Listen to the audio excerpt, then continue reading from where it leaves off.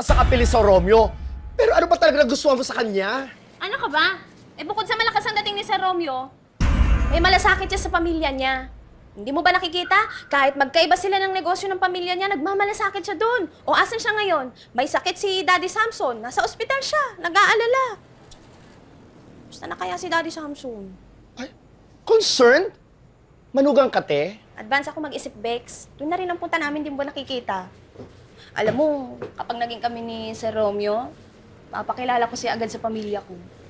Lagi ko nga siyang kinukwento kina mama at papa. Pati na rin kay kuya at bunso. Boto naman sila. Alam mo, Bex, buong buhay ko, walang hinagan yung pamilya ko kundi yung kaligayahan ko. Lahat ng hilingin ko, ibibigay nila. Oh, spoiled kid ka pala. Hindi naman, Bex. Natural lang siguro talaga na kinagigiliwan ka kapag ikaw yung pinakamaganda sa pamilya. Ha? Ikaw ang pinakamaganda? Oo, Bex. Ibig mas papangit pa pala sa'yo? Uy, pamilya ko yun. Grabe ka naman, doon ka nga. Bex, ano ba pwede kong gawin para magustuhan ako ni Sir Romeo? Gusto mong malaman? Halika. Ligo, hilod, dasal, at kung kaya, milagro. Grabe ka naman, parang wala naman na talagang pag-asa eh. Ano ka ba? Eh, di rito okit eh. Ay, Sa bagay, sino bang makakaintindi sa isang pangit na kagaya ko? Kundi isang pangit din na katulad mo. Ay.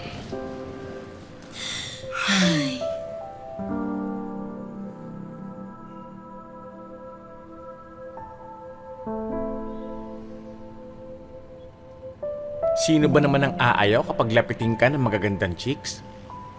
Pero si Daddy na kasi ang pinag-uusapan. Gusto mo ba i-massage ka namin para mawala yung stress mo? Girls, excuse sorry Gusto ko munang mapag-isa ha, kung okay lang. Excuse me.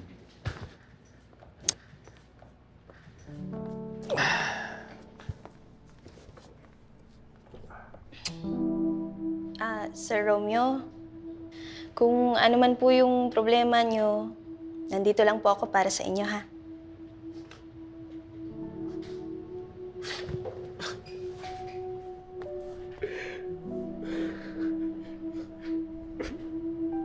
Venus, may gagawin ka ba? Venus, may gagawin ka ba? Huy! Venus! May gagawin ka ba? Ay, sir, gagawin ko na po yung schedule nyo para next week. Eh, next week pa yan eh. Samahan mo lang muna ako. Halika. Samahan mo ako.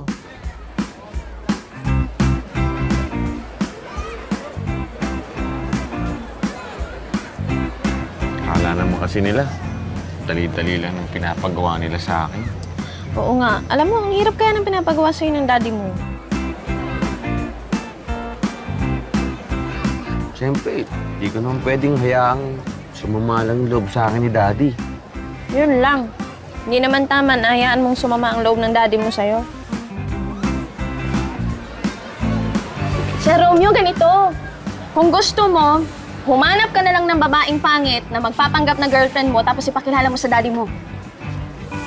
Saan naman ako hahanap ng babaeng papayag na magpanggap na girlfriend ko, Ay, Ate? naku, Sir Romeo, huwag mo nang problemahin yan. Meron akong kakilala, sigurado ko papayag yun. Talaga? Sino? Ako. Ikaw? Sige. Ganito Usapan natin. Pag nauna ka ang ubusin yung cotton candy na yan, payag ako na ikaw ang magpanggap na girlfriend ko.